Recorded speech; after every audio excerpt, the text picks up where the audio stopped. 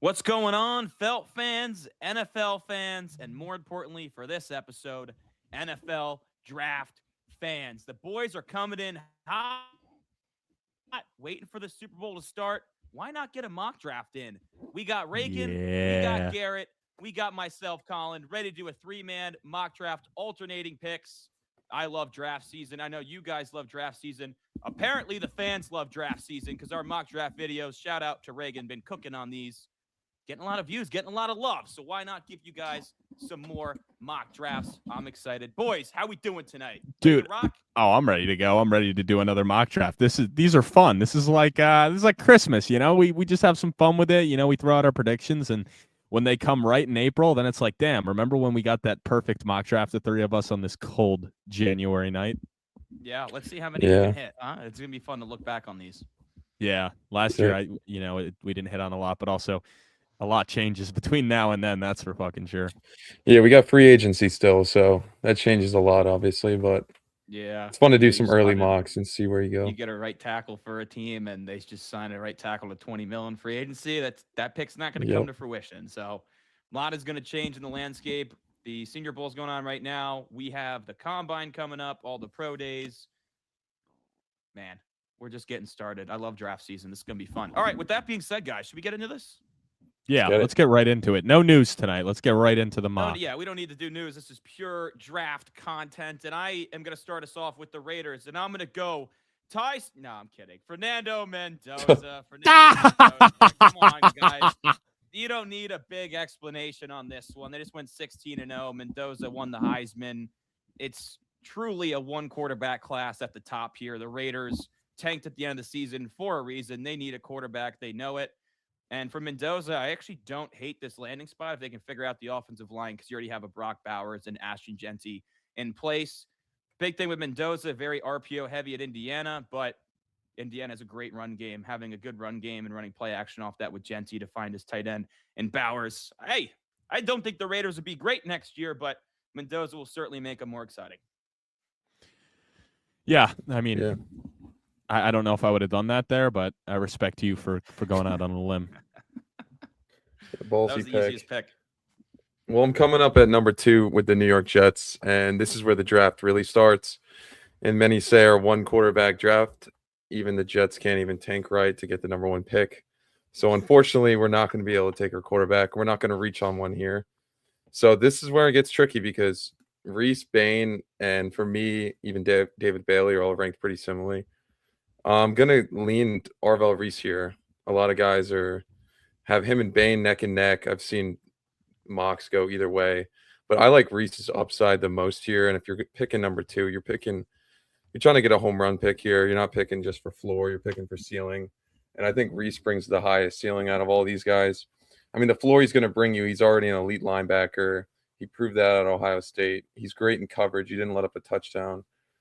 And he's a mauler. He's 6'4". He's got the size of a D end. The real challenge here is going to be if a team can mold him into being an every down edge rusher, and will he be like a high double-digit sack guy? Because we have yet to see it at Ohio State, but he's a young player who's only 20 years old. Hope with Aaron Glenn's now calling the plays, he gets a blue chipper here to add to his defense. Hopefully someone who can help fix that defense because he got holes everywhere. But I'm swinging for the fences here, and I'm going for Reese. Hopefully like a Micah Parsons type of impact for this defense. Yeah, so I'm going to be coming in at 3 at this mock draft. We're going to just keep rotating in this order. This one's a tough one because the Cardinals, we still don't even know who their head coach is at this point. They're one of the few teams who has not filled that vacancy yet. And obviously, this team has a lot of holes, hence why they're picking at 3. We don't even know who their quarterback is. It's pretty safe to assume at this point Kyler Murray won't be on the team next year unless they bring in some offensive-minded coach that can kind of fix that bridge and thinks they can get the best out of him. But I think, there's no coach that's going to hitch their wagon to him. So I do think they're going to go, for the biggest need right now. And the offensive line is clearly the biggest need. It was pretty evident, like in a lot of these games, Jacoby Brissett, when he stepped in, while he was able to dominate in garbage time because of that prevent defense, whenever teams were getting, a consistent blitz in the beginning of games, he was getting sacked all the times. And that's why they were getting down so quickly. I remember the game against Seattle where they gave up like 2 fumble recovery touchdowns right out of the gates. And it's like this offensive line was atrocious. So I'm going to go with the best tackle, in my opinion, in Spencer Fanu out of Utah. I think this just fills a big need for Arizona. And they're at the point right now where it's like, listen, they're not going to be competing for a while. There's no reason to reach on a quarterback here. Just go out and get a big need. Go get your cornerstone left tackle for the future. It's a good pick. It's a popular pick. Arizona's got to build the trenches up. So just need fits the value there as well. All right, for the Titans, man, this is another tough one for me because they can go so many different directions, and Ruben Bain is staring at them in the face right now, who I know is a little bit polarizing. Some guys have him as a top 5 level prospect. Other scouts have him with a late first, early second round grade. With Bain, it's going to be the arm length. It's a big factor. I'm going a different route here, and it's similar to what Carolina did last year. Everyone was mocking them to take a Jalen Walker, a pass rusher to boost that defense. But at the end of the day, they took the wide receiver to help Bryce Young because if Bryce Young didn't succeed, it didn't matter. So I'm going to go with Carnell Tate here, the wide receiver out of Ohio State, to pair with Cam Ward. Brian Daboll, the new OC, they're going to want to get Cam Ward some weapons. And let's be honest, it doesn't matter what happens in Tennessee next year if Cam Ward doesn't take that next step. So you got to do everything you can to support him. They've already invested a lot of high premium draft capital along the offensive line. J.C. Latham at tackle, Peter Skoronski at guard. And absolutely, the offensive line can use an upgrade here as well. Maui Noah is tempting, but I think you got to get him a weapon here. And Carnell Tate, former 5-star recruit, a little bit overshadowed by Jeremiah Smith, but this guy's a dog in his own right. Cleaned up his route running significantly this year. Insane deep threat, can track the ball. He wins in contested catches better than anyone in this class and arguably in the country last year. So Carnell Tate with Cam Ward, I think, is a good pairing. That's an interesting one to me. I'm not saying I don't like it because I do think it's a big need. The only reason I find that interesting is obviously with them hiring Robert Saleh, a defensive-minded coach. I kind of look at, some of the drafts he had with the Jets and what he went.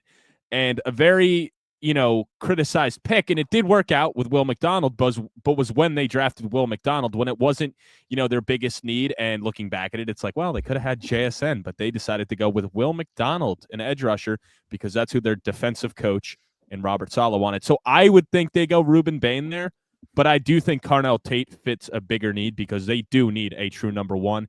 And I don't think DK or Ayumanor ever become the true number one. While they both had solid years for a rookie year, I think they're more of a number 2, number 3 type of wide receiver. So I don't hate the pick. I just don't think that's where they go based off of Saleh. But maybe, too, bringing in Brian Daboll, maybe he's in his ear and it's like, listen, I need some more guys on this offense to really, get the best out of it. So that's kind of where I'm at on that. Yeah. Wasn't Garrett Wilson picked 10th overall under Robert Saleh, or was that pre-Robert Saleh? He was. But at 4, they also took Sauce Gardner. Yeah. Yeah. And you know what I mean? So this guy, I feel like, but really it goes to the Will McDonald pick is what makes me hesitant there. But I do think, Tate over JSN. Yeah, over JSN. Although McDonald's not a bad player, but just over JSN hurts. He's a good player. He's just not all right. Especially when at his position. Yeah. I think real quick to hit on that, I think Saleh learned that, like, if you don't build around your quarterback, you have nothing. And no matter how good his defense is, if you don't have talent around the quarterback, you're not going to win. G. So good point. I think he's going to learn, bro. And he's got Brian Daboll now, we think. So, all right, now I'm switching over to the Giants. At all. Let me rotate to the Giants quick. I know a lot of fans want me to make the fun pick and take Caleb Downs, take a wide receiver. But in this case, I think it's a pretty deep safety class. I think you can grab one later. And I'm going to take this more of a coach's approach here, the smarter pick. Protect your franchise quarterback, Francis Magagoa. A lot of people have him as the number 1 tackle. I mean, I like Spencer Fano slightly more, but in this case, he's gone. You protect Jackson Dart here, a guy who's prone to like being a little reckless. So get him all the help you can get on that O-line. Build the wall, baby. Protect him. I think it's a little too rich for a wide receiver here. And I think you can't go wrong taking a blue chip left sesh right tackle here with your first round pick. Hey, I love the pick, man. Hell yeah, build up the trenches. And one thing to point out here, I'm a Giants fan, so I'll just chime in. The Cam Brasillo, the offensive line coach, looks like he's not coming back. He's going to follow Brian Daboll. So Jermaine Illuminor, their starting right tackle, who had a great year in terms of pass pro, isn't the best run blocker, but his pass protection was elite this year at right tackle. He followed Cam from Vegas to New York. So now if Cam reunites in Tennessee with Dayball, we could see Illuminor potentially go to Tennessee and follow him again. And right tackle is now a gaping hole. Even if you do bring Illuminor back, people have Fano over Maui Noah because it's more likely he sticks it. Like he's a pure tackle, where some people think Maui Noah is going to kick into guard. And at number 5, yeah, for a guard, is that a little rich? Like we haven't seen a guard go that high since Quentin Nelson. And we're not going to sit here and say Maui Noah is the same prospect as Quentin Nelson. But he gives you that flexibility, which makes it worth it. And he is a mauler in the run game. And with John Harbaugh and Cam Scatterbo, they're going to want to run the football. So I think it's a great pick. And it could fit at right tackle or right guard in the short term. Yeah, I'm cool with that as well. I think that's just, go and protect Jackson Dart. You got to build up the trenches first. You got to keep him upright. So yeah, you can get a I'm receiver cool with that round pick. 100%. Plus, you got, you're going to have Neighbors back. Neighbors coming back. Yeah. And we'll see what they do with Wandell, but, I would imagine they'll probably bring him back. So definitely bigger needs. All right, let's move on to the Browns. So this is my pick. Obviously, it works out well. We do know who their head coach is as they hired Todd Monken today. Which is wild. Wild. Yeah. Unexpected.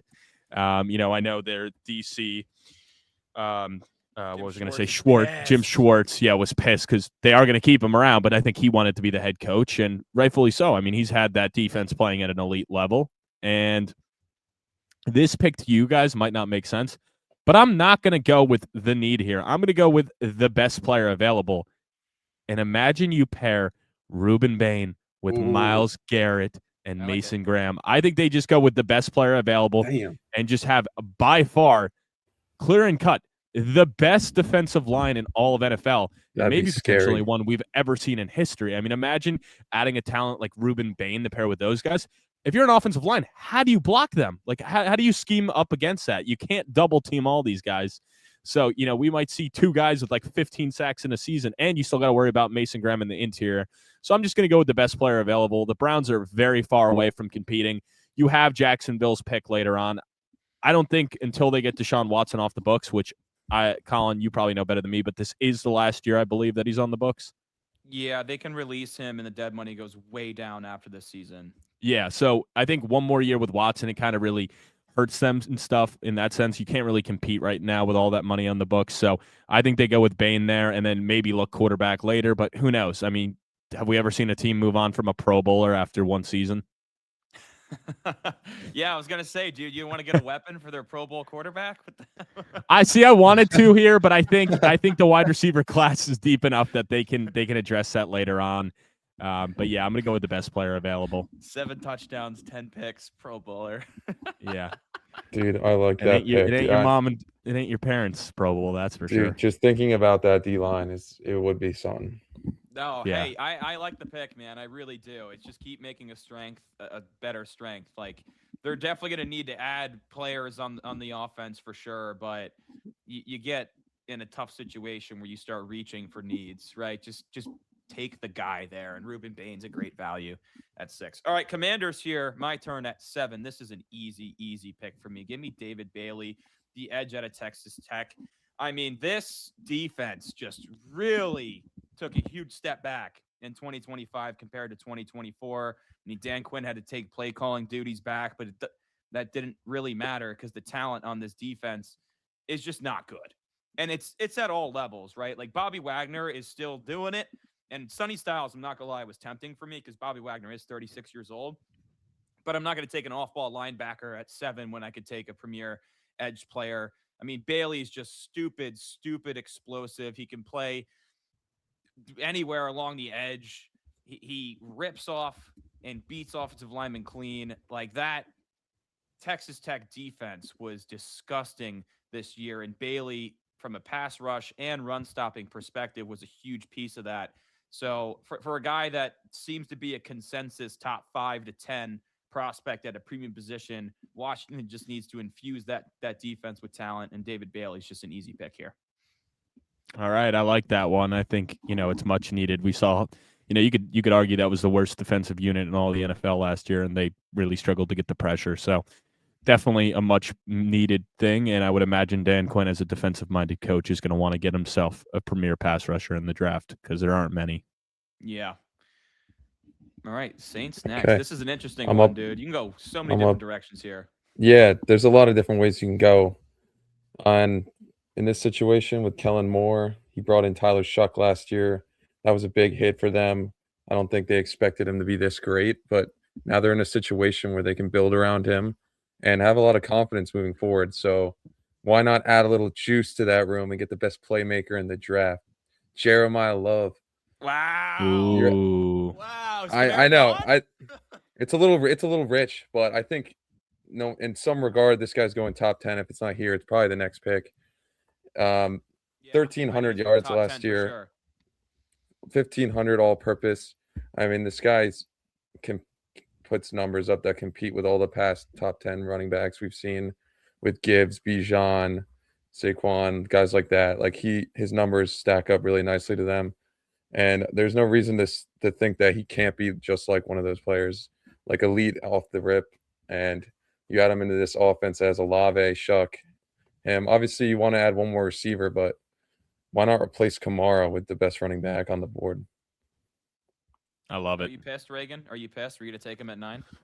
No, I wasn't. I think it's pretty clear that they got bigger issues right now for the Saints.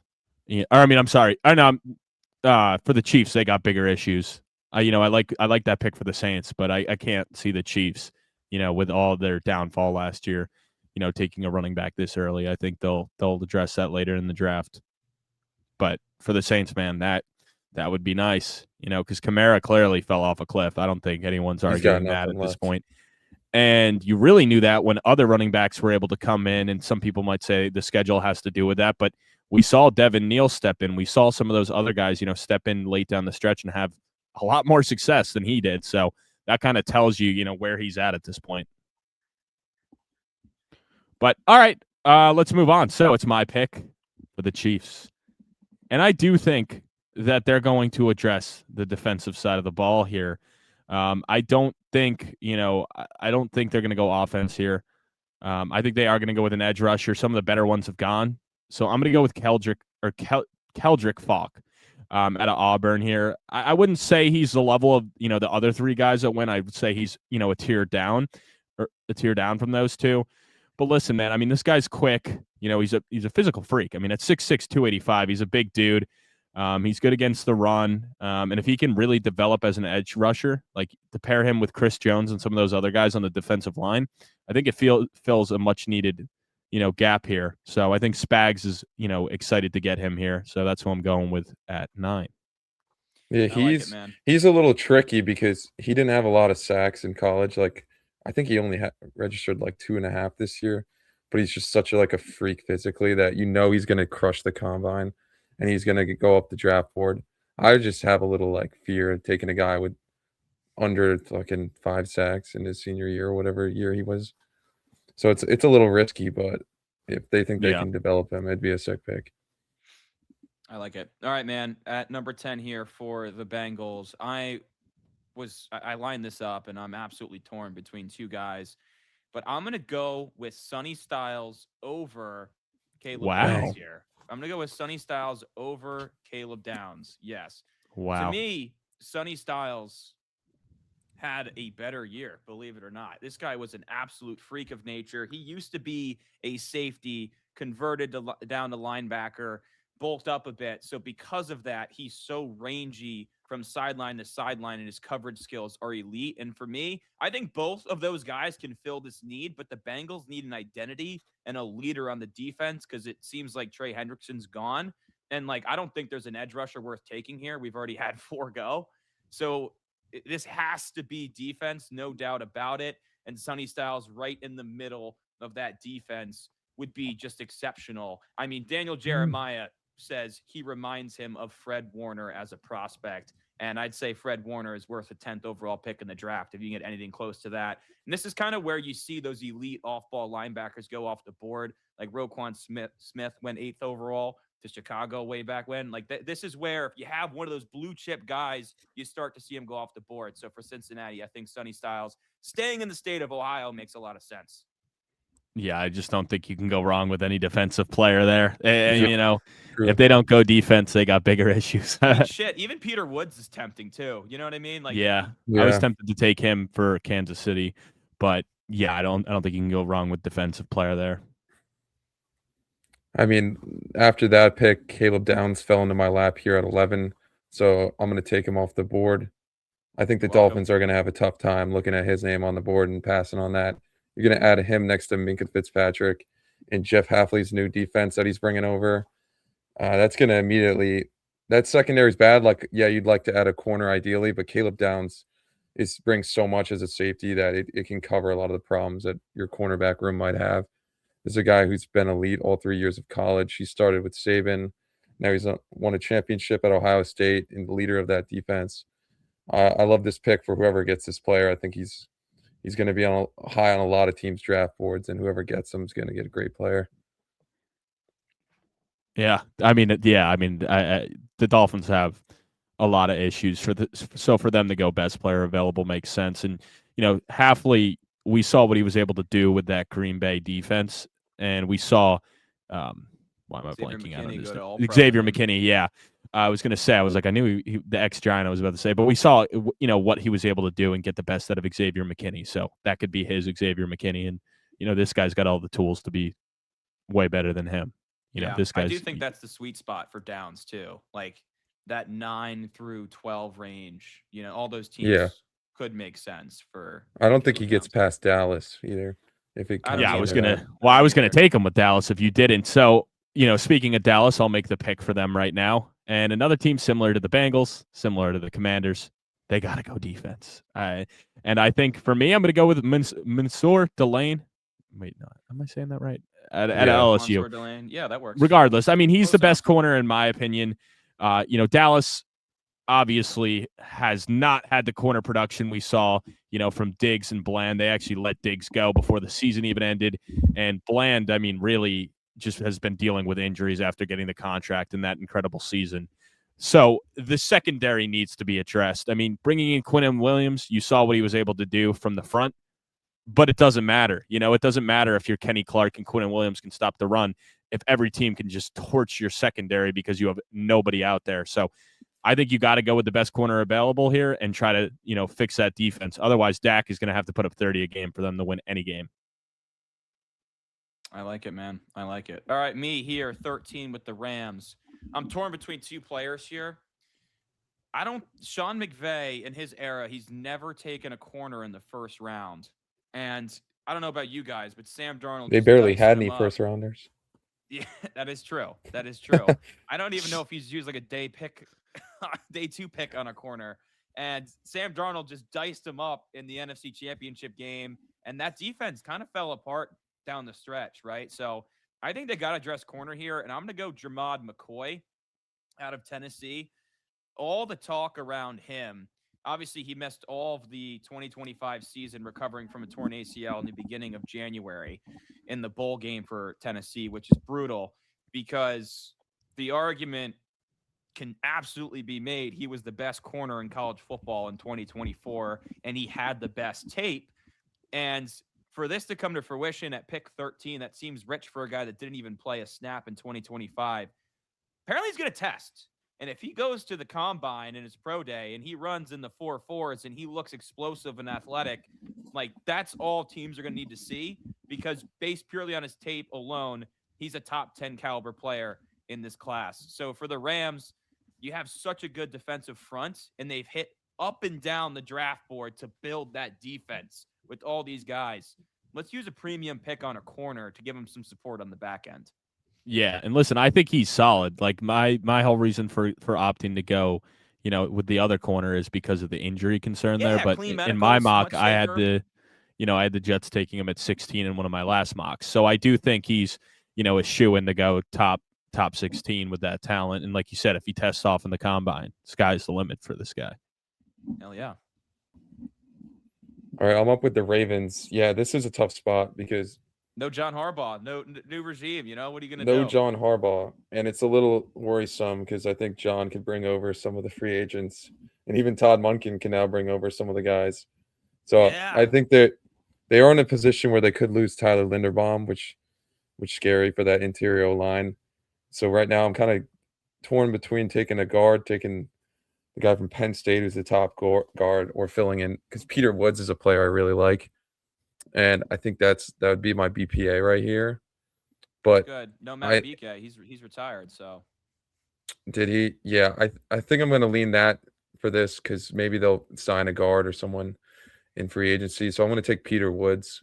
I think he's an elite player. He's more of a big body run stopper, but he was like kind of the heart and soul of the Clemson defense, which struggled, but he was one of the bright spots of that team. And I think for the Ravens, you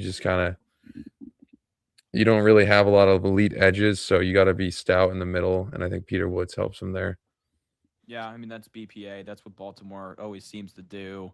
And Yeah. Peter Woods like definitely took a step back in 2025 compared to 2024. There's no doubt about that. But he did show a lot of pass rushing juice from the interior in 2024. And I mean, the best defenses can rush from the middle and just collapse the pocket. So that's a good pick. That makes a lot of sense.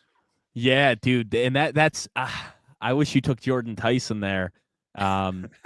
Honestly, for the Ravens, it's crazy. Like looking at this mock that he's still there. So like, I know we're not doing trades, but I almost feel like I Tampa think Bay he would will trade fall, away this dude. pick. You do? I think I Lemon don't. gets taken before him. I All do right. too. I like Fair, Lemon fair. more. But anyway, with the Bucks, you know, Can't go this is receiver. They're looking at definitely big can't base. go receiver, Can't go even if the receiver. value's there. But I can go and get another weapon for Baker Mayfield. I can do that. I'm going with Kenyon Sadiq. Yeah. The Dang. best tight end in the draft, physical freak out of Oregon. Kate Otton's not the answer. It's pretty clear. Like the only time Kate Otton's been relevant for the for the Bucks, relevant for the Bucks is when Mike Evans, Chris Godwin, you know, all their receivers are hurt. That seems to be the only time he's relevant. When all their weapons are healthy, he just kind of disappears, and it should not be that way. So I think they get a physical freak. They go out and get the best tight end in the draft. You could say, you know, you could even make a case that he's, you know, better than some of the wide receivers. It just comes down to the, you know, the positional need and stuff. And, you know, tight end, I guess, not being, you know, premium. And I'm not going to say he's like Brock Bowers level or Tyler Warren level or Colson level, but I definitely think he has the skills and the tool set to get to that. You know, this guy's going to be a physical freak. So the Bucks take a shot here, and they go out and get Baker Mayfield. Dude, I'm like fucking tripping right now. They go out and get Baker Mayfield, you know, a top tier weapon here in Kenyon Sadiq. Wow. I like I didn't it, expect dude. that. I like that. Oh, that's one of my favorite fits in the entire like what could be in this first round. One of my favorite fits because it's like you're set at receiver, but hey, let's be honest, they do get banged up a lot in that receiver room. Evans, Yeah. Godwin, like it happens. But Otten, I believe, is also a free agent. So tight end, huge need. You get an athletic freak like that. And that's the sweet spot for the tight ends, too. The premium tight ends. Like we saw Loveland go 10th last year, Warren 14th. And both teams are sitting there today like, hell the fuck yeah, we hit on those picks. Mm-hmm. All right, Jets fans. Let's go. I love this. Mekhi Lemon to the Jets. This is Let's go. Sick Wow. fit. And I tell you what, if you're a Jets fan and you walk out of here with Arvell Reese and Mekhi Lemon, home run, dude. Home run. This is awesome. Give Garrett Wilson some help. And then, hey, A.D. Mitchell showed some flashes down the stretch, too. So now is your receiver room complete with Garrett Wilson, who's a superstar, Mekhi Lemon, and A.D. Mitchell. That's a lot of fun for whoever's going to be inserted in at quarterback, presumably in 2027. And you're welcome, Jets fans. I didn't take Ty Simpson here, or even Trinidad Chambliss. Getting a little dicey there. How about Pavia? I would have taken Pavia. I didn't I'm take cool the with quarterback. Let's get the weapon and let's set the stage for their premium blue chip quarterback to step in 2027. Mekhi Lemon is already getting a ton of comps to Amon-Ra St. Brown, another guy from USC. He's also getting comps to JSN in the way that they win and the way that they get open and the way that they are productive. Like Lemon's not going to run a 4.3 and change. He might not even run in the 4.4. He might run a high 4.4, low 4.5, and that's fine. He's not going to.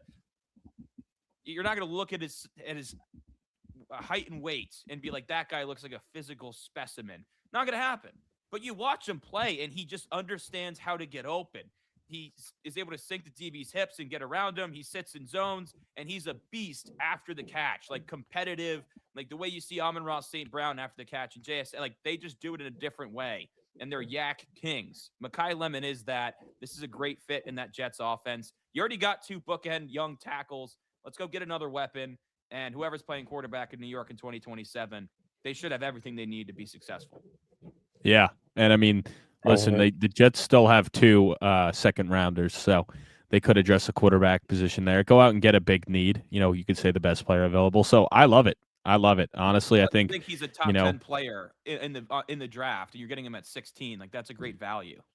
Yeah, I'll be pretty upset if they don't get a wide receiver. If it works out that Lemon and Tyson both are there at 16, I'm going to be pretty upset if we don't take either of them.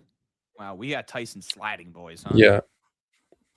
That we do. I'm with you on that. I would have taken Lemon over Tyson too. The injuries scare me a little bit, and I just think you're right. I think Lemon's going to be a freak after the catch. Yeah, we passed on JSN once. I don't want to do it again. Yep. But switching over to 17, I have the Lions. So they're a team that was like been stacked in the past, but we just saw him miss the playoffs. So obviously, this roster's got some holes right now.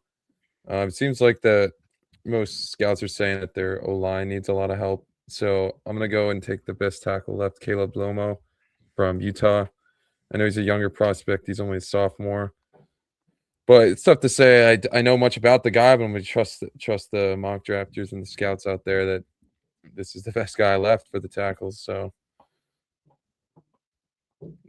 yeah, I mean, I know a big thing. Obviously, they got Sewell, but I know it sounds like they're not sure about Taylor Decker's future.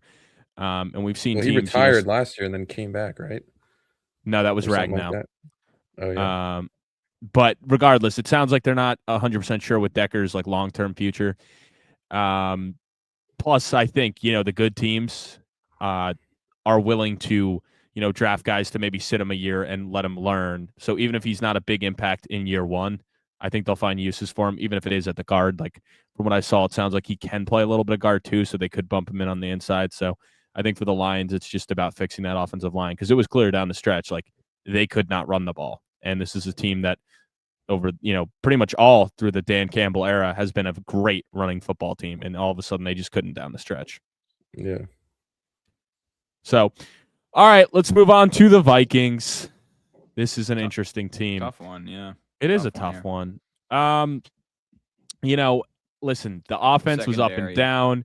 It was inconsistent with the quarterback play. The defense was up and down as well. I mean, they really came into fruition down the stretch, and obviously, their D-line is sick. Their linebacker core is sick. But like you said, their secondary has some major issues. So I am going to go corner here just because I don't really see anybody offensively that I would want to take.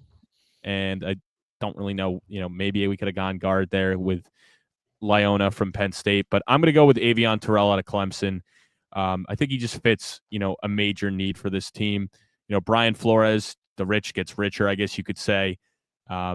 In this sense. And yeah, you just add them to that already pretty dominant defense. And if the Vikings can, be dominated at all the levels, like shit, if they figure out offensive side of the ball, like this is a team that could make a deep run in the playoffs. It's a good pick. It's a great pick. I mean, I think need fits value there. Like that just makes a lot of sense for Minnesota.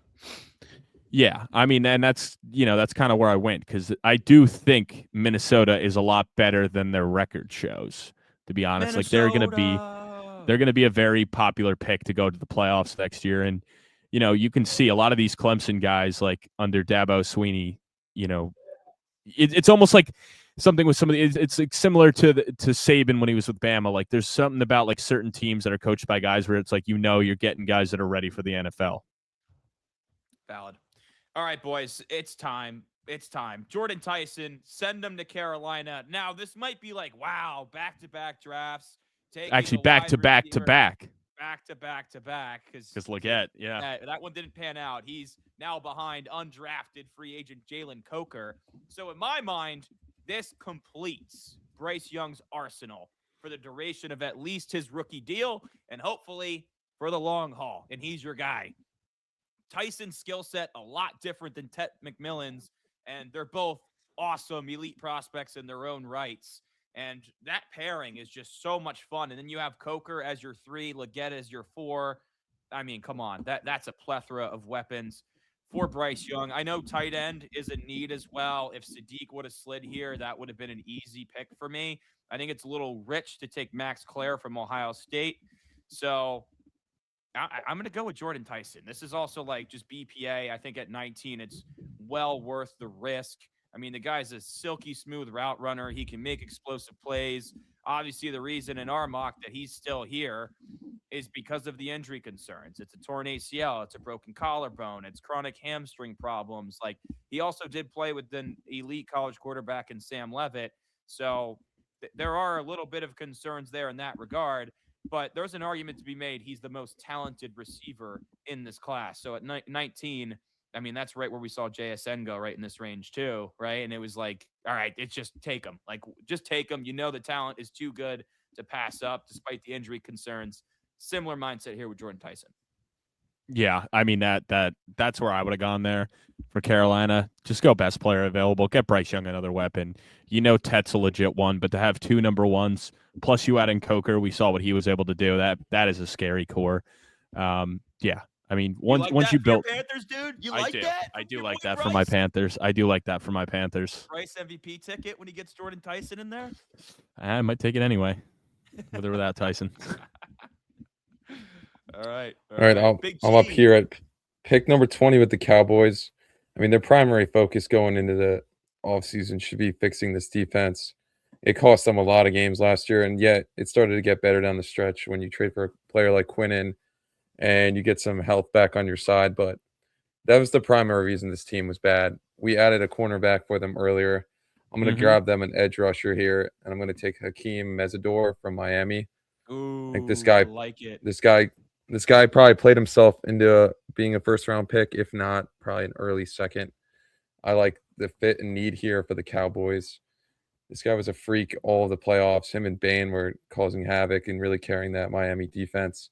He had 12.5 sacks last year, 4 forced fumbles. I mean, he was everywhere in the backfield. He just creates a lot of pressure.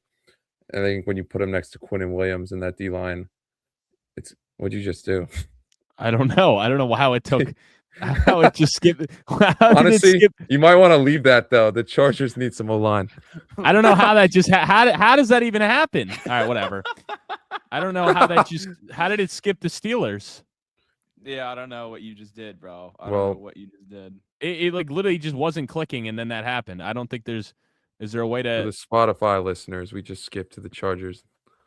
restart? No, I can't even restart it. Just Damn leave it. Whatever. But yeah. No, I lost. Yeah, sorry, I got a little distracted with that. But what do you think of that pick?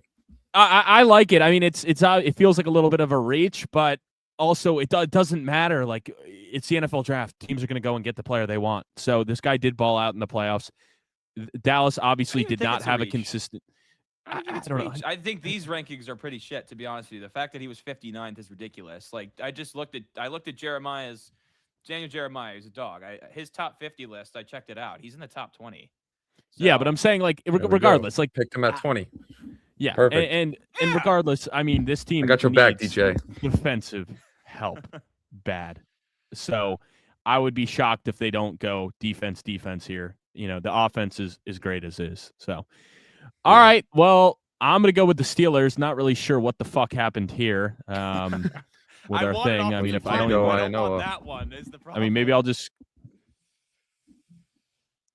If I click, are you sure you want to restart your sim? You will lose any of your current progress. I mean, I guess I could just fix it real quick. Yeah, let me pause. We're gonna pause this and we're gonna fix it. All right, we're back after I fixed my my sticky fingers. My paws got a little clicky there, so we're all good. The draft board's reset. So yeah, the Steelers, man, with a new Mike head coach, a new Mike who's won a Super Bowl, a new Mike who's been really good at winning in the regular season and choking in the playoffs. Yeah, that's who we got. Mike McCarthy is now their head coach. But what that does open the door is it opens to a lot of new doors where you can't say, oh, classic Steelers, they won't do that. I actually do think they'll go Ty Simpson here, and I think there's a chance they bring back Rodgers for one more year. Even though him and McCarthy didn't end well, I think they're able to, bring Rodgers back, run it back, let Ty Simpson sit a year, a guy that's, the tools are there, but he's a little bit of a project. Let him sit behind Rodgers for 1 year, learn, and then take over in year 2. So that's what I think the Steelers' plan will be. And I just think, too, it's like, a lot of people are like, that's not really Steelers. Like, everything you know about the Steelers, you got to throw out the window. Because what's not Steelers like is to hire an old coach that's proven. What Steelers like is to hire a young coordinator and let him sit there for 20 years. So everything you know about the Steelers, throw it out. This is a whole new chapter in their franchise. I think it's very likely that does happen. I'd rather them give Will Howard a shot and see what he's got before you draft a guy. But like you said, I mean, he was a late round pick, and it's a whole new staff that didn't take him. So restarting the clock and getting a new guy under Rodgers would be pretty sweet for them. Yeah, it's a good Thoughts? pick. Thoughts, I man? get Kenny Pickett 2.0 vibes, but different players. Yeah, But Kenny Pickett, I would say, not as talented as a player as Ty Simpson is. Ty Simpson, the first half of the season, like that tape would have had him going top 10. But at the end of the season, you can't deny how his production fell off and how he just looked rattled. And I just keep going back to it. The guy had started one season, and how often do you see a quarterback who has one season of starts under his belt in college be successful in the NFL? It's very rare. And I think Pittsburgh under Mike McCarthy, Mike McCarthy has developed quarterbacks. He does know quarterback play. So I don't think it's a bad spot for him, especially if he can lure Aaron Rodgers back because Big Mike's there. Maybe it gives him a year to learn. I think that's what Ty Simpson needs. But I just have really, really bad vibes about Ty Simpson declaring and entering this class. All right, fair. All right, Chargers, man. And hey, Ione is very appealing at guard here, but I'm going to go a different offensive lineman, and that's Caden Proctor. The reason, and this is picking Proctor to start at guard, right? The reason I went with Proctor here over Ione is Proctor played tackle at Alabama. He's a former top 5-star recruit at tackle. He is a behemoth of a man, an absolute monster. The reason I'm going him is because we've seen Rashawn Slater fail to stay healthy, to no fault of his own, and it's just a harsh reality here. And we saw how much this team struggled and how much Herbert got hit when they lost both of their tackles. You got Alt on the right side, and you feel confident he's an all-pro caliber player. Slater, when healthy on the left side, it's been a while since we've seen him put together a good stretch of games. He's also all-pro caliber. Start Proctor at guard, and if one of your tackles gets hurt, you have the flexibility to kick Proctor out to tackle to replace him. So I think the fact that he has guard tackle flexibility and he's just a monster, like he's like Mekhi Becton, right? Obviously, Mekhi Becton didn't pan out for the Chargers this year, but that's like the kind of size we're talking about from this guy. Starting him at guard as a mauler with the flexibility to play tackle in case, Slater or Alt get hurt again. I think it makes it really attractive for the Chargers. Yeah, I like it. I mean, listen, they clearly need to go offensive line here. That was pretty evident. I mean, they are getting Alt and Slater back, so that will fix a lot of issues. But I mean, listen, the main reason they lost to the Patriots in that playoff game was because of their offensive line. So I think they need to fix it. And even then, I mean, both guys are coming off of major injuries, so it's like, are we sure they're going to come back the same? Or if they're to miss time, like then what? Like if they get injured again. So I don't hate the move at all. Thanks, man. Yeah, I don't think any Chargers fan will argue that. So I got the Eagles here. This is a fun spot to be picking. Because obviously they're a loaded roster. I think the defense is great. They could use an edge rusher, but I don't think there's one worthy of taking right now. I'm going to kind of throw you for a loop here. I'm going to take a wide receiver. I'm going to take Denzel Boston out of Washington. So as the time recording, obviously they have Brown and Smith. There's a lot of talk that Brown could be off this team. I mean, we saw that. We saw like kind of the outburst that the season brought, and as it went on, it only got worse. It ended ugly there. Maybe they move on, add some more picks. Maybe they don't, but even if they don't, you got a guy who's stepping right into his role when he's gone. He's a 6'4", 200+ pound receiver who had 11 touchdowns last year. So if they want to replace Brown eventually, this is the guy they can fill in after he's done, and I think he'd be really good in this offense next to Smitty. I also consider tight end here because Goddard's a free agent, but it might be a little too early for Stowers or someone like that. So I think Boston is a good spot for him. And Yeah. KC Conceptions, I think, is a little too similar to what Smitty offers, and I think Boston brings more of the AJ Brown role, so that's why I favored him here. Yeah, it works out well for me in my next pick. But I will say, I agree. I think Brown's out, so I think they have to go and get another wide receiver to pair with Brown, with Smith. So yeah, I'm all for that in Boston. I am going to go with Concepcion now that he dropped to the Browns. I know you guys said earlier, you don't want to get the Pro Bowl quarterback, as number one wide receiver. That's okay. We got it at 24. We got Concepcion. So yeah, that works out well for them. Damn. Yeah, it does. And I think this guy slides in right away, becomes their number one. I mean, you saw he had a fucking hell of a season with Marcel Reed this year after transferring over from NC State. I'm super excited for what he can do there. Jerry Jeudy had a good year 2 years ago. How much more does he have left? He's not your long-term one, and I think Concepcion can develop and become that long-term one. Or I guess you could say two, if you want to say Fannin is their number one target, but at least their number one wide receiver. Okay. Yeah, I can't argue that. That's their biggest need. All right, boys. For the Bears, I'm absolutely going D-line. I'm stuck between two guys here. Man. Oh, those two are. Yeah. I'm stuck between Caden McDonald and R. Mason Thomas. Ooh. And it's, do I want to go an edge and R. Mason Thomas to pair with Montez Sweat? On the interior, I know they got Gervon Dexter, who's done a pretty good job for them. Drafted the second round. Go Gators. And they brought in Grady Jarrett as a stopgap, obviously. So I think both are honestly two of the biggest needs. I'm going to go Caden McDonald because I do think he's a better player. Obviously, he doesn't offer the pass rushing juice that an R. Mason Thomas would off the edge, but he's more of that steady presence in the middle that'll help against the run. And I just got to think about the way that Detroit wants to play football, the way that Green Bay wants to play football. They want to pound the ball down their throats. In the cold weather games in Chicago at the end of the year, I think being able to stop the run in this division is just insanely massive. And, Grady Jarrett, if he does come back, is not going to be able to play at a high level forever. So I think getting some new, fresh blood in the interior of that defense will be huge for Chicago. Yeah, you said McDonald, right? Or did you say Banks? What did you decide on? You said McDonald. Okay, that's what I thought you said, but I'm like, I'm not going to premature click. I favor McDonald more than Banks anyway, so that's great. But yeah, I mean, listen, Chicago, their defense got better down the stretch, with getting their secondary healthy, but they definitely need help on that defensive line. So I think that'll be their biggest Achilles heel next year. So at 25, it does make sense for them to address that. Garrett, who you got? Buffalo. With Buffalo, I thought I had the Niners. No, I have Buffalo. Oh wait, what am I? No, yeah. You do. Yeah, you have Buffalo. No, I have the Niners. Oh, okay, sorry. I thought I was preparing for the Niners. That's my bad. I got switched up.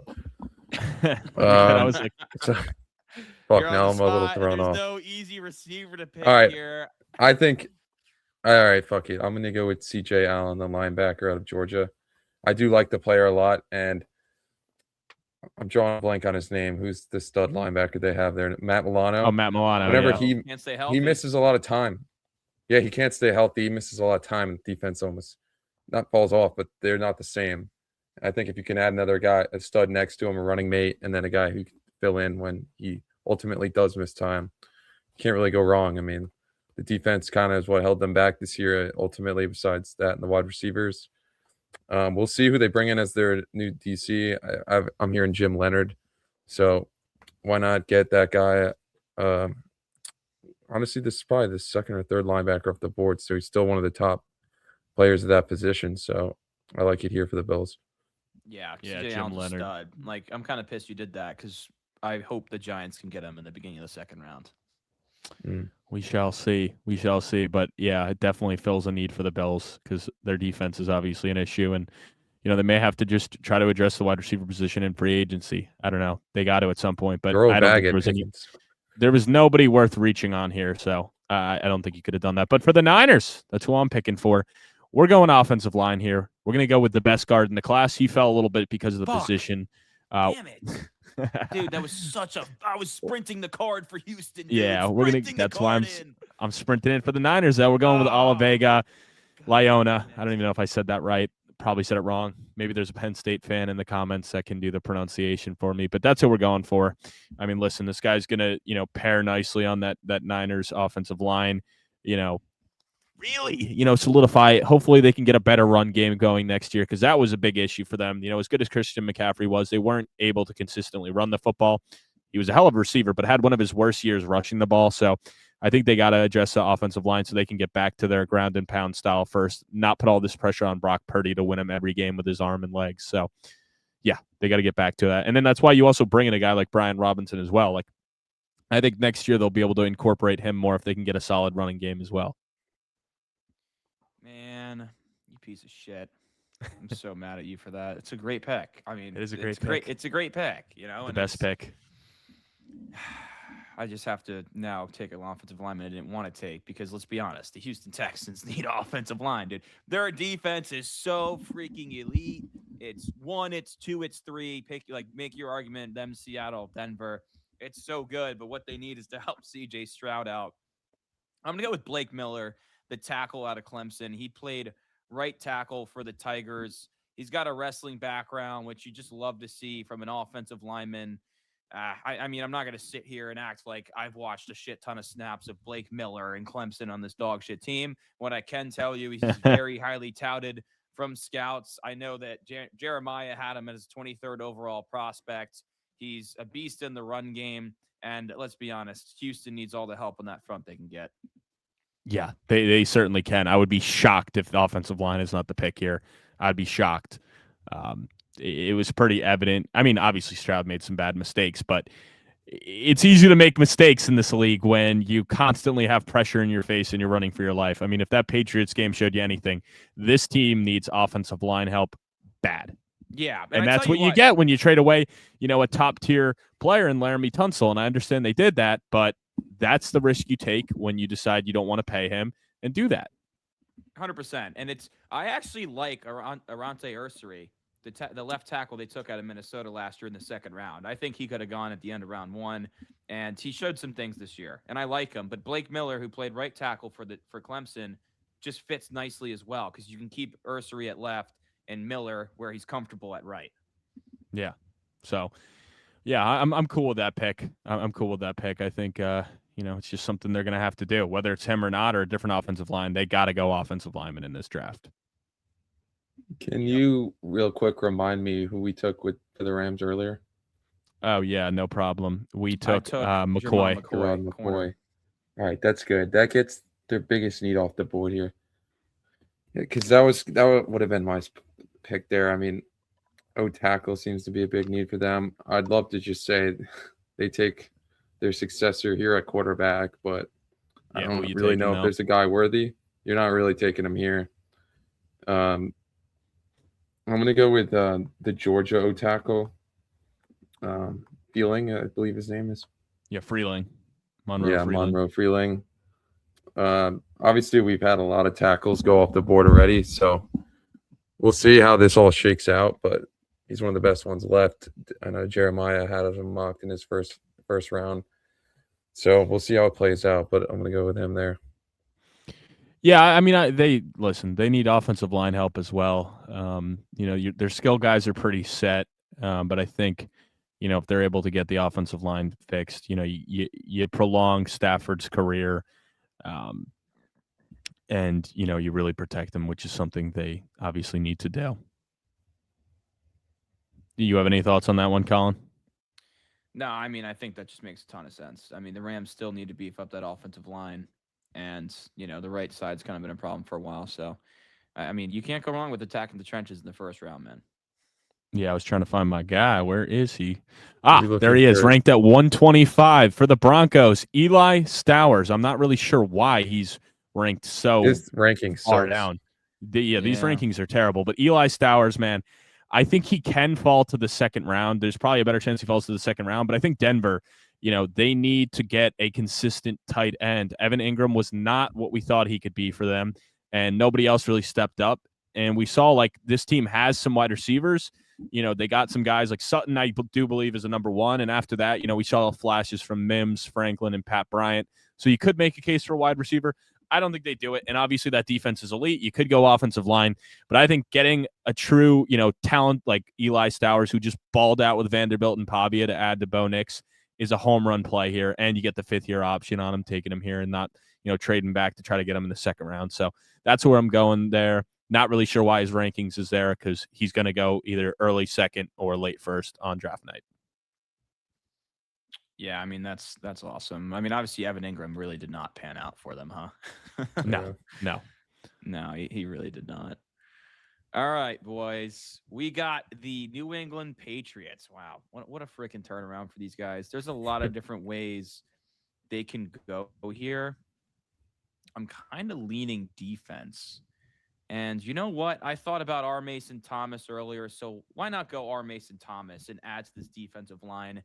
They hit an absolute home run on Milton Williams in free agency on the interior, but I still think New England needs to add some juice on the edge to become an elite defense. R. Mason Thomas had a hell of a season at Oklahoma.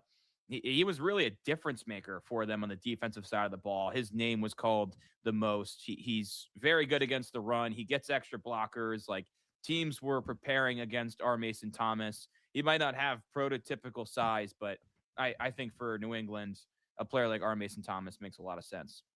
All-time name. Yeah, R. You would know, middle name J. Yeah, exactly. I'm all for it. But listen, I mean, I think that's a great pick. And I think, the Patriots don't have a lot of holes, so I think they can always be bolstering that defensive line. And I'm sure, I wouldn't be surprised at all with that pick. So good for Vrabel. Go get another guy. Yeah. You know what, man? Receiver was tempting too. And there's a couple guys I like. I think Omar Cooper from Indiana is getting down. That guy, I think, can absolutely sneak into the end of round 1. I think he's a stud. I mean, you also have other guys that could be considerate of round 1, like Zachariah Branch from Georgia. I know Chris Bell tore his ACL, unfortunately, from Louisville. So I think he'll probably slide. Jacoby Lane from USC. I think he's more of a day 2 guy. Receiver's tempting, but it's also like Drake May is going to finish either 1st or 2nd in MVP. And you could talk about the schedule all you want, but it's not like he did it with an elite cast of wide receiver weapons as is. So for me, I think Vrabel will not want to try to get cute and get a receiver here. I think it makes sense to continue to build up that defensive line. Hey, I'm cool with it. Yeah. I'll give you the pass, man. That's good. No, I'm actually. It's funny you brought up this guy's name because at 32, I was trying to figure out what a good pick here for the Seahawks would be, and I think there's a good shot we see Cooper Kupp retire, and the team they're pretty set at tight end and running back, but I think a wide receiver 2 could be a need, and I love Omar Cooper Jr. Yeah, we don't. I mean, if he comes back, he's more of a deep threat kind of guy to me. So I think you still need a more sure hands kind of guy, and arguably the best hands in the draft, Omar Cooper Jr. I love it. So he's going to sneak in. Obviously, his teammate Surratt's a beast too, but I think this guy's going to find his way into being an early round 2 or 32 right here in with the Seahawks. Stud in the playoffs this year, proved he's going to be a great NFL player. So, yeah, and then they get the 5th-year option. The 5th-year option is nice too. Taking a guy there. And of course, we're not mocking any trades and stuff. This order probably won't even stay close to what it ends up being. But yeah, for them, it makes sense to get, a running mate with JSN. Even if you do bring back Shaheed, like you were saying, he's not, he's more of a number 3 option and a gadget type player. So to get a true, running mate, that's good. And I agree. Cup might go out on the high note after they win the Super Bowl this year. Sure. Yeah, but I mean, just to recap, all you can see here, we got Mendoza, Reese, Fanu, Tate, Moaga in the top 5, and then the rest, finishing it out. So, but what a mock draft, fellas, right? That was fun. I tell you what, boys, before we close this pod out, what of this is your favorite pick, and what of this is your least favorite pick? My favorite pick. I'm just looking at that. What's your favorite pick? My favorite pick, I have 2. I think Sonny Styles to the Bengals makes too much sense, and I think they desperately need a force on that defense. And then my second favorite's Mekhi Lemon, Hell pick, yeah. But I think he would be such a beast with us. We don't know who's throwing him the ball, but Arch is coming. Yeah, my favorite was Bane going to the Browns. I love that one a lot. I also like Tyson to the Panthers. I think crazy values on that.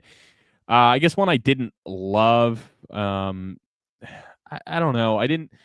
I mean, there wasn't any I hated, but uh, yeah, I guess there's You none I don't- really Just say hated. it with your Yeah, chest. I'm looking around. I'm like, there's none that I hate outside of Ty Simpson, but it's because I hate Ty Simpson's decision. Not that I think it's like a bad Yeah. pick for the Steelers. Like, I just don't think it's gonna work. I don't think it's gonna work, and it's just like gonna suck. I mean, I think my favorite was Mekhi Lemon. Like, I mean, you saw how pumped up I got when I was like, Jets fans, come on! Mekhi Lemon slid to 16, and then I went back to the receiver well with Jordan Tyson at 19. That just made a ton of sense. And then Reagan, you taking Kenyon Sadiq for the Bucks, that fires me up. That offense is going to be stupid sick next year if they had Kenyon Sadiq. Hell yeah, I love firing you up, buddy. Hell yeah. Felt fans, we hope you enjoyed our 3-man mock alternating picks. Don't worry, this isn't our first, and it certainly won't be our last. Drop a comment. What's your favorite pick? What's your least favorite pick? We'd love to hear from you. Make sure you're liking. Make sure you're subscribed. We'll catch you soon on Around the Feld Sports.